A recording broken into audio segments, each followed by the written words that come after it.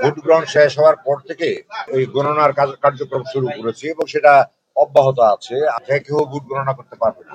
যারা বৈধ কমিশনের জড়িত বিভিন্ন হলে ওনারাই শুধু কাউন্ট করবেন। এজেন্টদের সামনে ট্রান্সপারেন্টলি করা হচ্ছে, লাইভ সম্প্রচার করা হচ্ছে। আমরা আশা করি আজকে রাতের মধ্যেই আমরা ভোট গণনার কাজ সম্পূর্ণ করে ফলাফল ঘোষণা করতে পারবো। আমরা টেবিলের সংখ্যা বাড়াচ্ছি, স্পিড বেড়ে যাবে এবং আজকে রাতের মধ্যে আমরা ভোট গণনা সম্পূর্ণ করে রেজাল্ট ঘোষণা করার জন্য আমরা সব এজেন্টদের সামনে আমরা ব্যালট বাক্সের লক ওপেন করছি।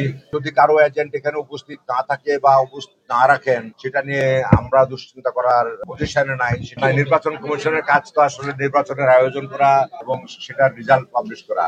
নির্বাচন কমিশন তো নির্বাচন বানচাল করে না। প্রত্যেক হলের নির্বাচন কমিশনে যারা আছেন তারাই তাদের হলের ভোট গণনা করবেন। যেহেতু এখানে দলের বা রাজনীতির নির্বাচন না, সেই জন্য এখানে কোনো রাজনৈতিক চাপ আমি কখনোই আমার মাথার মধ্যে আসে না। ভোট গণনা প্রায় শেষের দিকে।